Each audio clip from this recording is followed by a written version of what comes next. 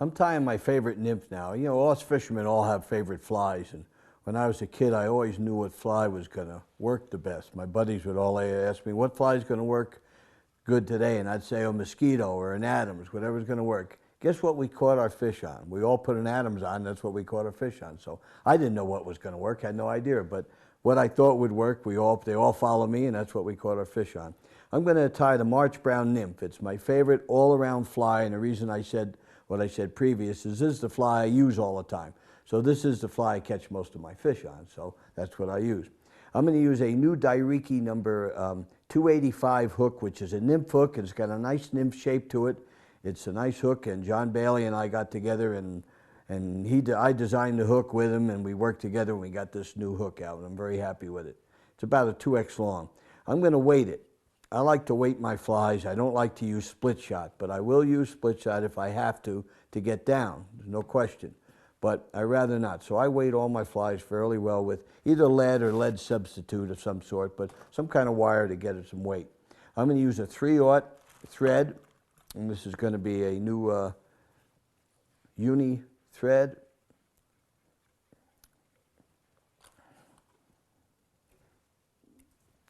And we're going to put that on there in sort of a rusty brown color. Notice I put my lead on first, and then I run the thread through the lead to anchor the lead to the shank. Most fly books will tell you when you start a fly, you put a layer of thread first, which is a good idea. But I do it this way. It's faster, and then that body's cemented. Now I'm going to put 3 tails on. This is a typical March Brown.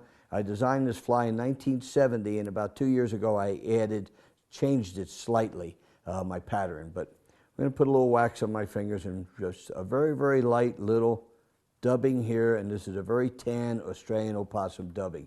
I put a little dubbing on first, right where I'm going to put the tail, and the reason is you never want to tie a tail right to a steel shank hook. If you do that, it'll break off immediately. So I tie my tail, and I'm going to use 3 pheasant fibers for the tail. And I like the pheasant. And again, this is my own pattern. It's similar to Preston Jennings and Art Flick and a few others, but I come up with it on my own for the Esopus River in New York State about 1970. And I've used this fly ever since, out west, all these last 35 years. And I changed it about 2 years ago and added, with some new materials, I added something to the fly. And with the tail, just break it off. Now I got 3 tails, looks just like the actual March Brown Stenonema vercarium little fly, mayfly that comes off up on the Esopus River in New York State. And of course, there's a western March Brown, but there really isn't a lot of March Browns right around here. I think they take it for a stonefly nymph in the west here.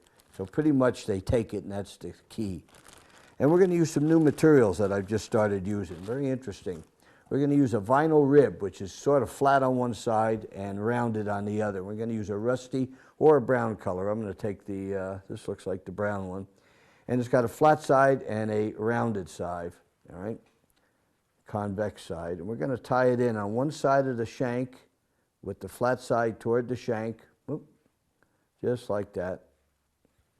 And that's going to give me a little wider body because this is a flat clinger nymph and a very flat body. I could do a little strip on the other side too to make it even flatter or wider, but one is enough for the March Brown. Take my pliers, and I flatten it out a little bit and some more cement. You'll find I use a lot of cement tying the fly. I believe in it. Okay.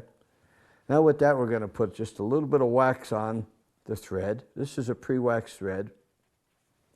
I said it was uni. It's not. It's a wapsi thread, but it's a very nice thread.